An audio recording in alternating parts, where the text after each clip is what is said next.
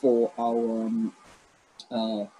chapter 7. So we're discussing different methods to do COVID-19 detections. So one of the methods we described was called viral culture. So, and it's one of the 4 methods that we're going to talk about. And so we talk about 2 specific ones called plug assay and endpoint dilution assay. Depending on whether the cell, the virus, we kill the cells, then we kind of create an area that we do not sting them. So then we will use the plug assay if the virus can kill the cell, the whole cells. But if they don't, so sometimes we can still run this endpoint dilution assay because of sometimes we see the morphology change of the cell, so they call the cytopathic effect. So the cell will look very sick if they're infected by the virus. They may not die, so it means we will not form a plaque like this. But in that situation, we can run this so-called endpoint dilution assay. Of course, we will need to use a microscope to look at those cells. So that was one of the methods. And then we kind of discussing some of the consideration why it's good or bad. The good thing is it's actually one of the major methods we can use to handle viruses. And, but also, of course, we have some of the whole cell and also the, some of the culture facility, especially if we culturing viruses. We're doing this viral propagation. We actually require a high level of biosafety level because it's very infectious viruses. And so what that means is it's actually not suitable for rapid diagnostics. It's not something we can run everywhere. We require some specific facility. Also because this is a cell culture related process. So actually it can be quite time consuming. It takes time for the virus to infect the cell and then replicate and then kind of infect more cells before we have an observable result. So that means it's not suitable for point of care diagnosis. We cannot use it anywhere. It has to go into a specific place. So, but one important things about this techniques, although it's very fundamental, it takes a long time, but it's one of the few methods or approaches that we can use to get quantitative information. Means we can actually count.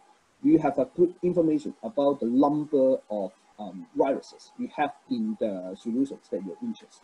So this is very important thing you can determine maybe in terms of PFU or the TCID50. So one of the applications I'll say is related to this. I don't know if any of you actually have read this article. It was something people discuss quite a lot in the news and in different social medias. So basically what they did was they tried to look at the stability of this SARS-CoV-2, the virus that causes COVID-19, to look at this stability in the form of aerosol or when they're on the surface.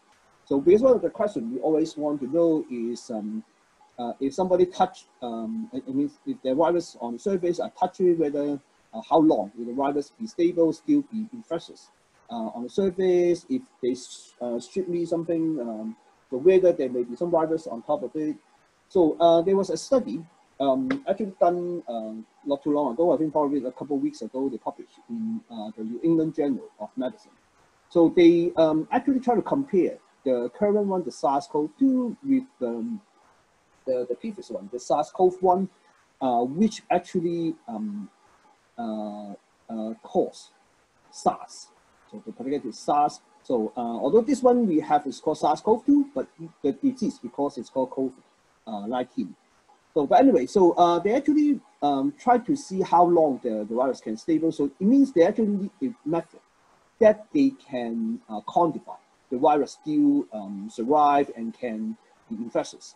So in fact, that's exactly what they do. They actually use a culture-based method to quantify the virus that's still viable or infectious on the surface or in the form of aerosol.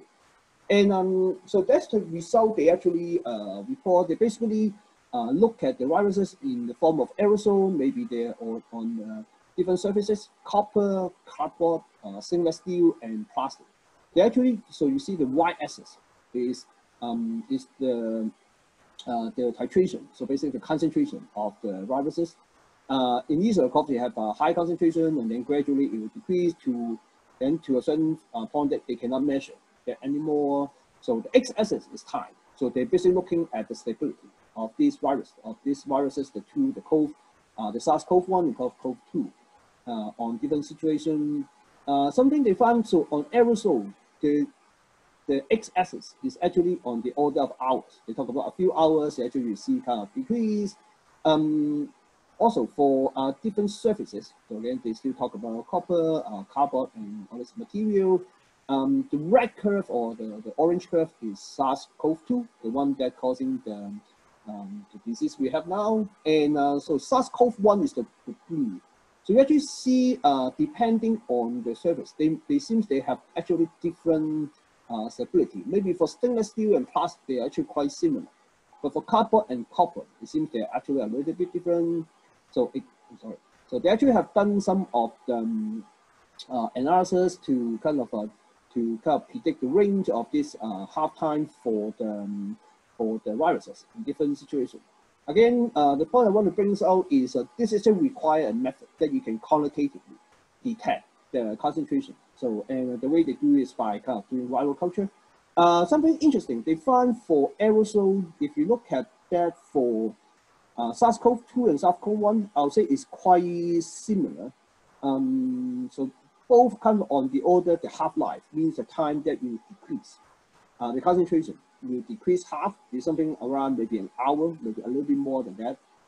Means in a few hours, you probably would expect the virus concentration will decrease tenfold or something like that. And so, but if you look at copper, cardboard, actually stainless steel and plastic, they seem to have a longer stability. Again, stainless steel and plastic seems to have quite similar stability. For plastic, both of them around 7 or less than 8 hours. So stainless steel a little lower, something like close to 6 or maybe 4 hours. But something to think about, this is kind of the half-life, means the time that more or less require the concentration to reduce half. So to truly reduce to a level that it cannot be detected, it can actually take several days. It will take quite a few half-life. So that's why in some of the news article, you see people talk about, oh, the virus can survive for actually several days. Something you have to be careful. But interestingly, for SARS-CoV-2, on the cardboard, it actually has a quite significant higher, longer lifetime, half-time compared to the cardboard. That means it's actually more stable for this SARS-CoV-2 on cardboard compared to SARS-CoV-1. And but copper is actually the opposite. Seems SARS-CoV-1 has a little bit higher, longer half-life for copper compared to SARS-CoV. So, but you can also be careful in terms of interpreting of this result because of some of this data can be quite noisy. For example, in this cardboard data compared to the one, the SARS-CoV-1. So, but at least kind of see a general trend. So we talk about actually several hours for the half-life, and that's why people kind of describe, or if you want to, it will take some time. So before those things will kind of decay or die. So that's why a lot of times we say we have to keep washing our hands because if we don't do that, when we touch the handle of the door, we touch the elevator, and so those may still have some viable viruses. And then if you don't wash your hand and you touch your face, those may actually get into, find a way to infect us. So that's kind of one of the things I think everybody should pay attention. If you haven't read this article, so I actually have the link here. So if you're interested, go ahead and take a look at the article. So that's kind of method number one is based on using the ability of a virus to infect the cells. So a second method that I will describe is we try to find a way to detect viral antigen. So one of the ways that can be done is still based on viral culture, actually, called focus forming assay. So you have the virus to infect the cells. So a lot of time on the surface of the cell membrane, you will find some of the virus antigen. So it turns out if you have an antibody that can detect this viral antigen in this infected whole cell, you will be able to identify, yes, this is the cells with the viral antigen, you know this cells is infected. So again, because we actually involve the virus to infect the cells, so it still take time. It's a little longer compared to the previous one that we rely on the plug formation or the endpoint dilution. So because the fluorescent detection is more sensitive, in a sense, if you have a fluorescent labeled antibody, so you can actually, or you have a secondary antibody to label the primary antibody, so you will be able to get this test done faster. Again, it's quantitative. You can get quantitative information, but because this is also a viral culture method, so some of the same limitations still apply here. So, and also one of the important things is if you want to use this method, means you need to have an antibody that specifically bind to the antigen, this viral antigen that you're interested. So that's another additional requirement you will have. But the good thing is that you may reduce the time from kind of several days or week to something like maybe 2 to 3 days. So, but if you have an antibody that specifically detect the viral antigen, so another possibility is instead of infecting the cells, you can actually directly detect this viral antigen. So one of the approaches to do this is called ELISA, enzyme-linked immunosorbent assay. So the idea for this assay, usually running on some sort of multiplex format, is a method for detecting and quantifying substance. Could be protein, could be peptides, could be antibody, could be hormones, could be a lot of different things. As long as you have antibody that you can specifically bind to the viral antigen or any protein that you're interested, then in principle you will be able to use this approach to do the detection. The standard way when people say ELISA, so what they normally do is they will actually have a secondary antibody. So with an indicator, this indicator usually, when we talk about ELISA, is actually an enzyme called HRP. So what it does is it will trigger the change of the color of the substrate. Means you will end up with a colorimetric result. So the nice thing about using an enzyme is the enzyme itself become an amplification mechanism. So you have maybe only a small amount of enzyme, but the enzyme will trigger the chemical reaction, such that you will generate a lot of products, such that you can have a colorimetric or kind of observable detection. So you can sometimes look at by even naked eye, sometimes you can look at by absorbance. So that's kind of the standard way to do ELISA. But in principle, this type of binding scheme, you may have a sandwich binding, means that you have a capture antibody, and then you have a secondary antibody that detect your viral antigen. Or you find a way to immobilize your antiviral antigen on the surface. Then you don't even need the capture antibody, depends on the antigen that you are interested in. So this is typically what people consider as a inhomogeneous method. So it means you have a solid substrate. It can be a plate. Sometimes people also use a beads. You can do the same thing on the beads. So the beads itself, then you can easily wash it, or you can play around with other methods. So that's kind of interesting approach. So if you do it this way, it means that you do not require the cell culture that I was mentioning before. You don't require some of the other molecular technology, maybe reactophoresis, because in this situation, if you do not have the viral antigen, in principle, you should be able to wash away this secondary antibody. So if you wash it away, then you will not have the enzyme, then you will not have the signal output at the end. So most of the time, this type of sensing, for example, like ELISA or some other antibody-based detection approach, you talk about a sensitivity range around maybe nanomolar, some good one maybe picomolar range, and usually it's actually limited by the binding affinity of antibody to the antigen. So, but picomolar or nanomolar are kind of typical range that we would expect. We can detect using this approach. Means what? If the viral antigen has much lower concentration, while they may be there, we may not be able to detect them. Of course, if the high concentration, it will be relatively easier to detect. So they do have some of the assay like this for some other viruses like HIV. They actually have an ELISA-based kind of antibody antigen detection-based method for HIV. So far, I have not seen anyone report a viral antigen detection method for COVID-19 so far. So probably they may not have the antibody they want to have the enough selectivity or sensitivity. So that's something to let's keep in mind. So they do have an approach like this. But currently, there's no COVID-19 detection based on ELISA or similar scheme. Okay, so again, one of the important considerations for any detection method, of course, is always the sensitivity and specificity. In the class, earlier we discussed sensitivity in the form of just the slope of the calibration curve. That's in the engineering sense. But in the clinical diagnostics, when people say sensitivity, so what they really mean is for a test, a clinical test. So what's the ability of this approach to tell the true positive? Means who actually have this disease.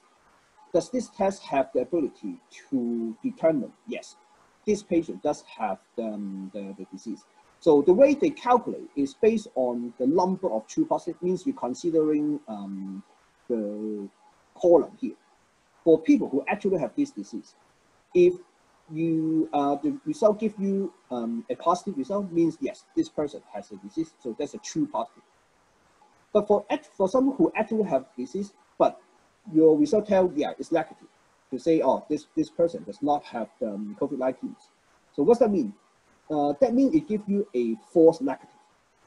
So the ratio of this, the total is the true positive plus the false negative. The denominator, in the numerator, you put the true positive. So that's kind of the percentage that you can actually pick up for someone who actually have the disease. So this is what people consider as the clinical selectivity. And so again, the consideration is whether the antibody antigen detection test is sensitive enough to really pick up the antigen. If someone who has the disease, but for some reason the antigen concentration is low, then it becomes a false negative. Then you actually have an issue in your sensitivity. Another consideration is the specificity. So it means how specific this test. The way they define it is the ability for people who do not, so for the population groups of people who do not have that disorder. So what is the percentage that we can tell is a true negative? We can say, yeah, this person does not have the disease. Means the test should give you a negative result.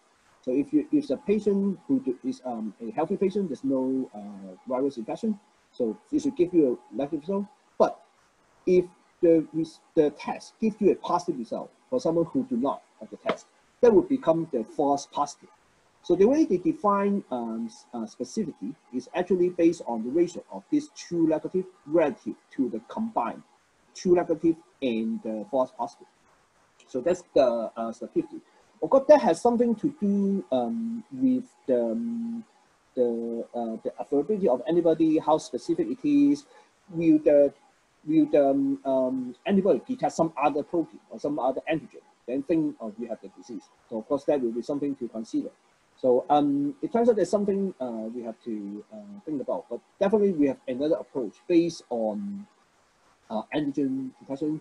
But as I mentioned, so far I'm not aware of any available or commercially available tests using direct detection of antigen of the protein level. So in fact, if we look at what available was get the EUA, the emergency use authorization from FDA, most of the tests actually based on viral DNA or RNA detection. So the idea is instead of detecting the antigen, we actually directly detect the nucleic acid. So for this particular case of COVID-19, we're dealing with a single strand RNA virus. So in this case means we can detect. If you have a way to detect the viruses, the RNA, that means we have a way to detect the viral infection. So for this approach, usually people actually use a kind of amplification approach. Means that we actually have good technologies to amplify DNA and RNA. So that means it's relatively more sensitive because we can amplify the target sequence. So unlike the antigen-based detection, if we don't see the antigen or the concentration is too low, it's more difficult to detect that, to amplify the signal. But it turns out for nucleic acid, DNA, RNA, we actually have a lot of methods to amplify this nucleic acid sequence. So it turns out we can have more engineeringly more sensitive to detect that. So in fact, that's kind of, again, I mentioned, this is kind of more the standard approach right now for people to do COVID-19 diagnostics. So a typical workflow for them usually involves several steps. They usually start with some sort of molecular diagnostic the virus. So they start with sample collection. So they will actually collect the sample. It could be swabs, some Lafarge sample, maybe stimulated serotonin. So after they get the thing, the clinical samples. So usually what we do is they do a lysis step. As you recall, COVID-19 or the SARS-CoV-1 or SARS-CoV-2 is actually a RNA virus and with envelope. So its envelope means they have kind of more like a cell membrane outside. So what they normally do is they have to have a lysing step to get rid of this envelope so that they will have the viruses. Then they will try to isolate this nucleic acid, the single-strand RNA. So they usually have to use some of the purification methods so that because of most of these amplification techniques, the PCR, they are quite sensitive to the impurity. So that's why most of the time they require a lysing step and then they purify. They have this pure RNA, virus RNA before they will do the amplification. So RNA, so what they normally do is they will do a RNA transcription. So they go reverse transcription. So they start with RNA, they will make the so-called cDNA. So then after they can run the standard PCR or quantitative PCR to quantify whether they see the existence of the RNA. So for positive sample, of course, we will amplify a lot of the target. For negative sample, you will not see a significant signal. So that's a way for them to tell. Of course, with this amplification, we are not looking at quantitatively the viral concentration anymore. The main question we have is whether this person infected with the virus. So that's kind of let's look into the specific items one by one. So again, the first step actually involves a respiratory specimens collection. So there are two major groups. So you may get something, especially for some of the patients in the hospital, they may actually try to get the lower respiratory tract sample. They may do something called bronchoalveolar lavage, means that they actually have, it's actually a relatively complicated procedure, but they can go deep into the lung to collect the sample. Sometimes they do tracheal assay for people who are on ventilators. So I think there's kind of a way they can do. If you go to the CDC website, they do give you guidelines on what people should do in terms of how to do that. Another type of sample called lower tract is actually from the sputum, and so there's some procedure again to describe how they should be done. But I think more common for people to see kind of this COVID-19 diagnosis is actually based on upper tract respiratory tract sample. So they either usually, I think the more common one is they have this kind of swab to go to through your nose and then collect some of the fluid or some of the virus sample from. It can be done orally as well. So again, I think the guideline kind of change from time to time. As we learn more about this disease, the viruses.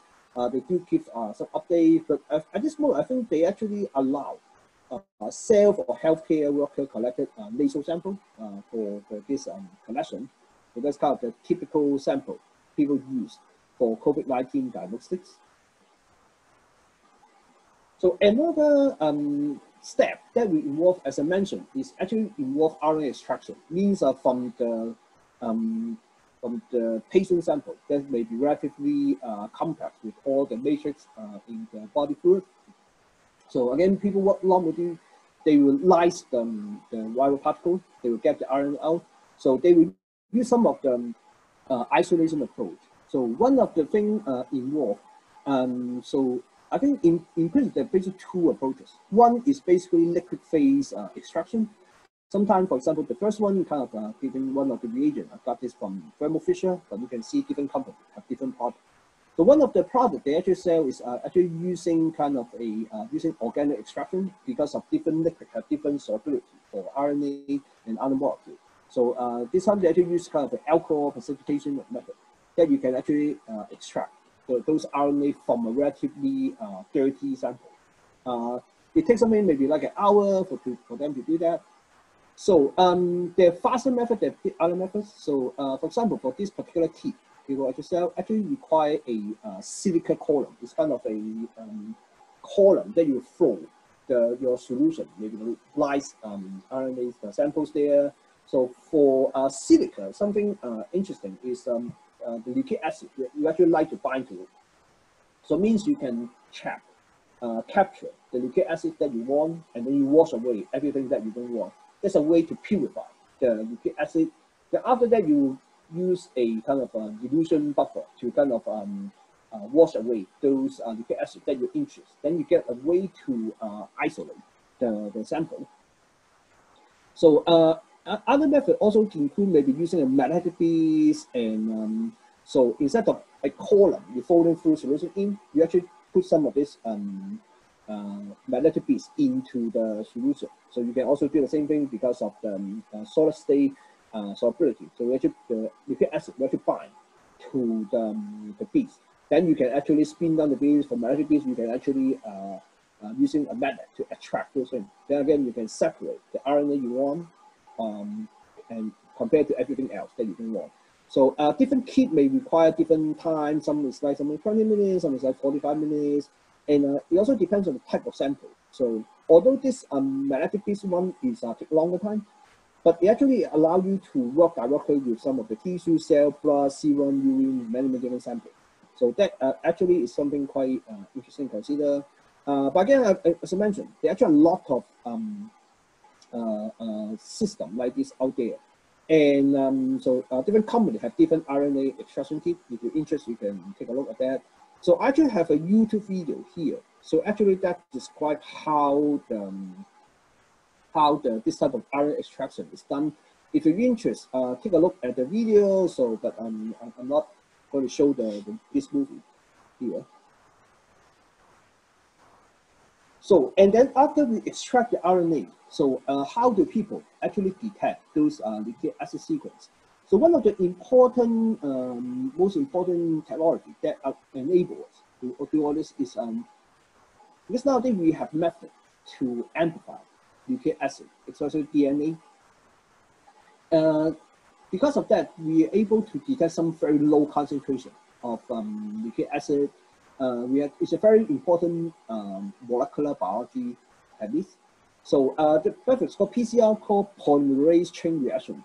So as mentioned, it's very important method. So it was kind of developed in 1983, and then actually won the Nobel Prize in 1993. So the idea for this method is actually you start with a DNA that you're interested, double-stranded DNA that you're interested, and so you actually heat it up to high temperature. So that's what they call delator. So you separate the two strands of the double-stranded DNA. What you do is you actually, in this PCR mix, you have some of the molecule called a primer. So this primer will bind to the two ends of the double-stranded DNA or the region that you're interested. So with this primer binding, so then you actually reduce the temperature to something like 54 degrees Celsius, and for annealing. Annealing means to have this primer bind to the target DNA that you're interested. And then after that, you change the temperature to something like maybe 72 degrees Celsius. So that's the time when the enzyme, so there's an enzyme that, for example, this Taq DNA polymerase, that can create, that can extend to basically make this strand of DNA to become a double-stranded again. Means initially start with one DNA molecule, you double it to have two pairs. And it can, interestingly, what if a really breakthrough in this technology is they actually find enzyme for this DNA polymerase that can survive this temperature cycle. And what that means is you put everything into a tube, and then you generate this thermal cycling. So you start with maybe 94, then you move to 54, and then you go to 72. Then you go back to 94 again after you make a copy. So then you repeat the cycle, then the two the 2 copies. We actually, going through the cycle, will become 4 copies or more or less. And then in each cycle, in principle, you will double the number of the DNA you have. It turns out it becomes a very powerful way for us to amplify the DNA we have. But this is actually a very important method. And let me see. So maybe I can quickly show a video, talk about how this will work. No more Christmas songs.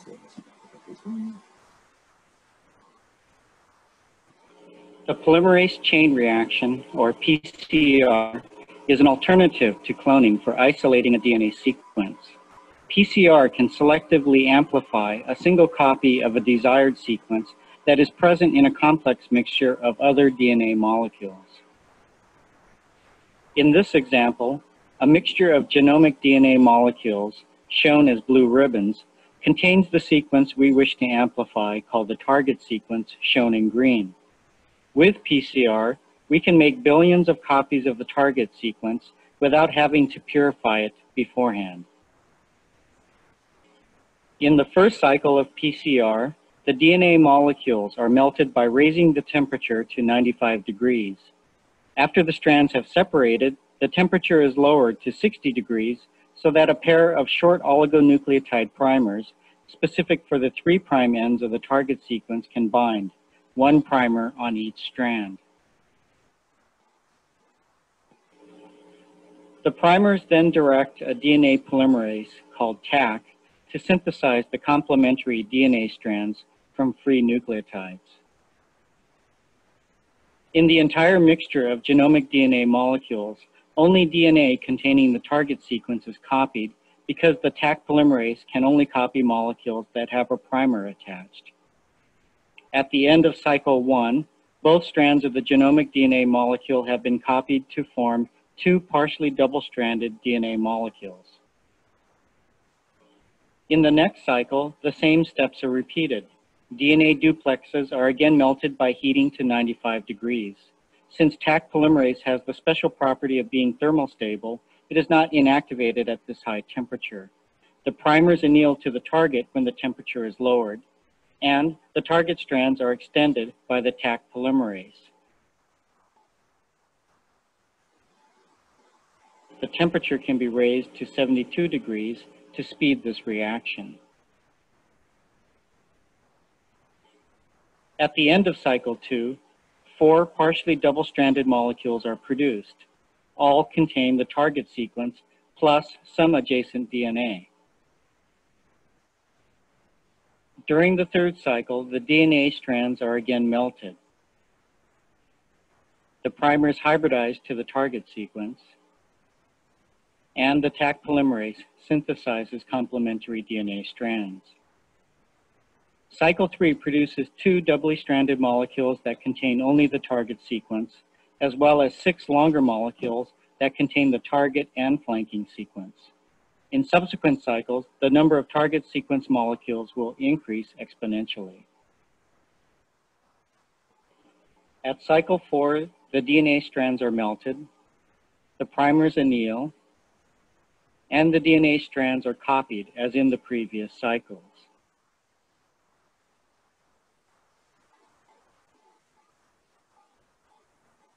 Eight copies of the target molecule and 8 longer molecules are produced.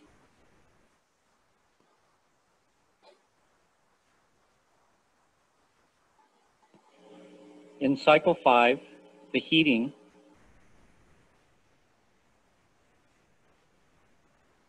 annealing and synthesis steps are repeated. By the end of cycle 5, there are 22 target molecules and 10 longer ones.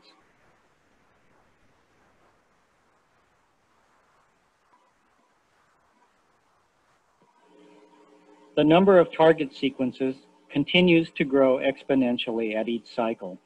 By the end of cycle 30, the target sequence has grown to more than 1 billion double-stranded target molecules, whereas there are only 60 copies of the longer DNA molecules. This means that the final product is virtually pure target sequence. Thus, like cloning, PCR selectively generates a large number of copies of a desired DNA sequence from the original mixture of DNA sequences.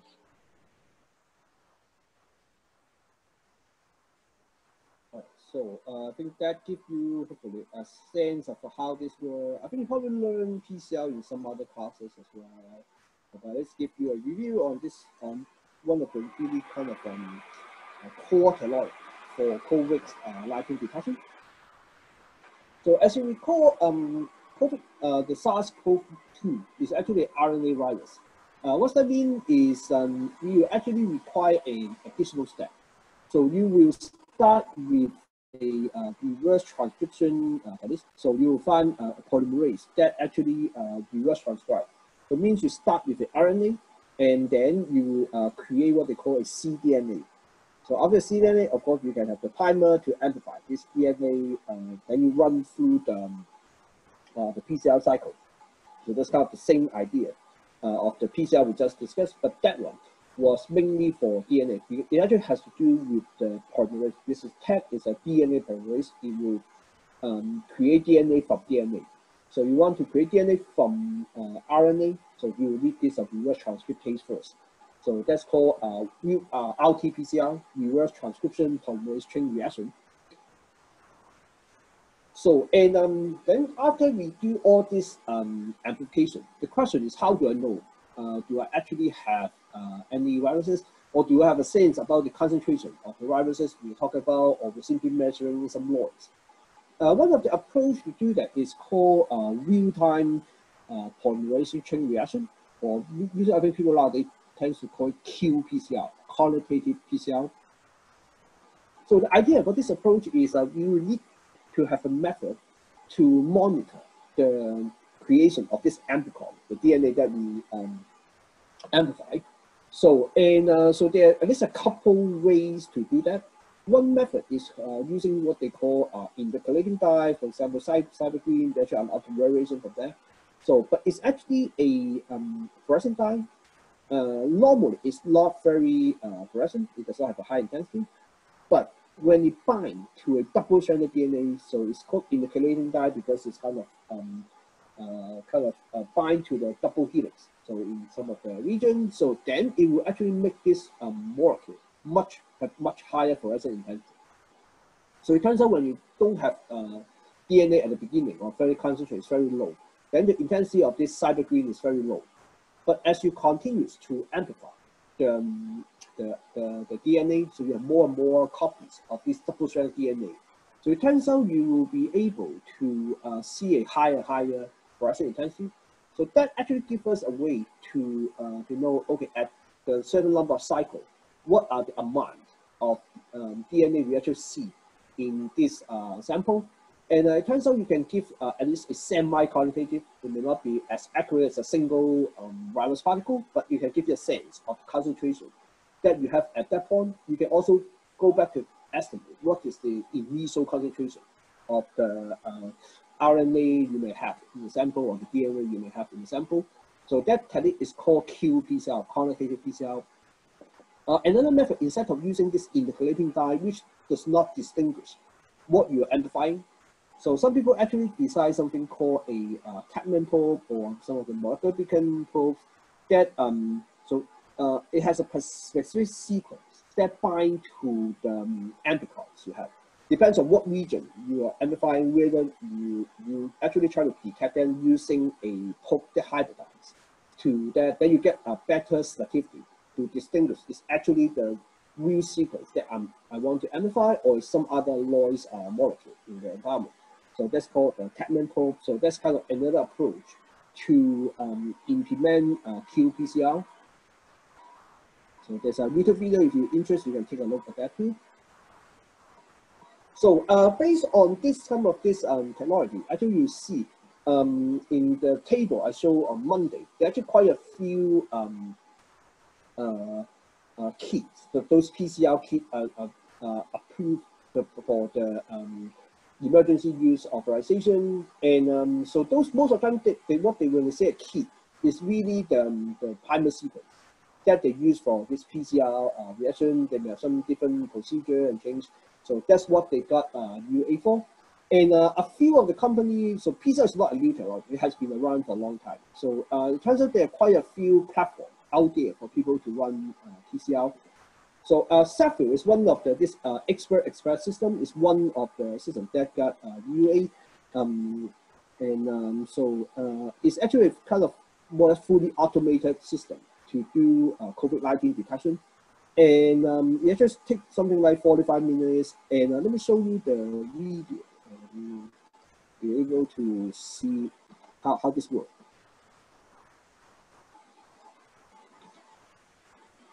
This is from Cepheid, from Team Xpert, or Xpert Express. Let me show you the video now.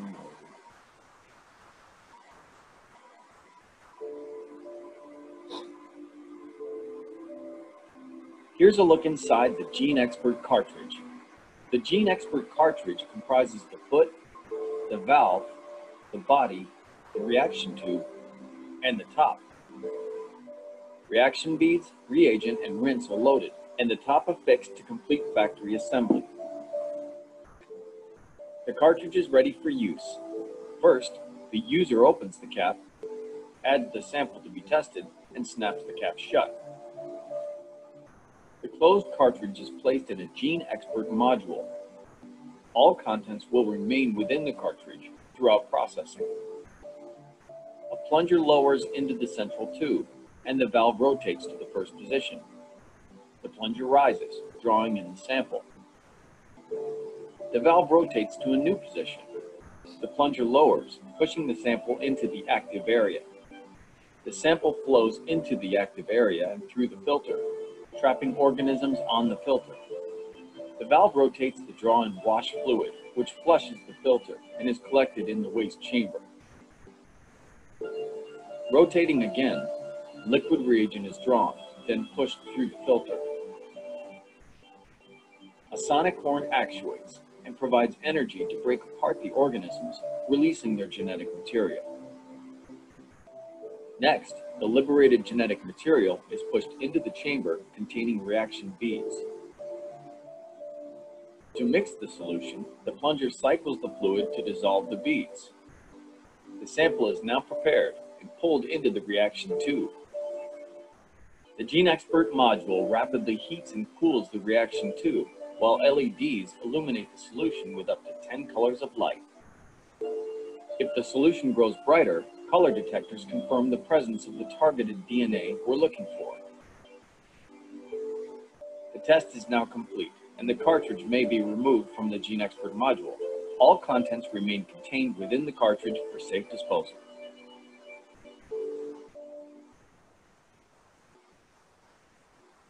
So yeah, I guess I hope that gives you a sense of how a kind of automated real-time PCR system work. As you kind of see, they have all the major steps that I was describing in terms of maybe lysing, maybe some of the RNA extraction, DNA extraction, and some of the real-time qualitative measurement. So that's at least one of the platforms that I think there are quite a few of them kind of automated nowadays. And so another approach is addition to doing PCR. You may have heard of it's called isothermal amplifications. So there are quite a few different ways to implement that. So, but usually that involves the idea of some of the more interesting hook design, such that they don't have to go through the thermal cycling process. Means that instead of changing the temperature from 90, 95 to maybe 56 and 75 to keep doing that cycle, they actually can use a constant temperature, maybe 60, some depends on which approach, what enzyme they are involved. They may do something like 50, 60 degrees Celsius. So that actually saving some time because they don't have to do this thermal cycling. Instead of changing temperature from time to time, they actually implement that in a single temperature. So that usually involves some additional primers to, in some of the interesting design, this primer to bypass. So such that you don't need to have this annealing and steps like this. If you're interested in method like this one, this particular one is called LAM, loop-mediated isothermal application. So I do have some YouTube videos if you're interested. So, but one key point for this one is it's actually good for clinical diagnostic because you know what you're trying to detect, and if you decide to poke correctly, so you can actually run at a single temperature. You don't need to have system to give you different temperature thermal cycling, and so because of that, they often are faster than PCR-based method. As we kind of described, the previous one, the Cepheid, actually something like 45 minutes to finish. All the time, this isothermal amplification method can give you even faster result than 45 minutes. Of course, that comes with a cost of, it's more difficult to design the probe and you need additional primer. But if, like our current situation, all we're detecting is maybe SARS-CoV-2, there's one virus we would like to detect. So then just doing additional primer may not be that bad. So again, if you're interested, you can take a look at the YouTube video and learn about that by yourself. So you may heard of that. There are kind of actually there's one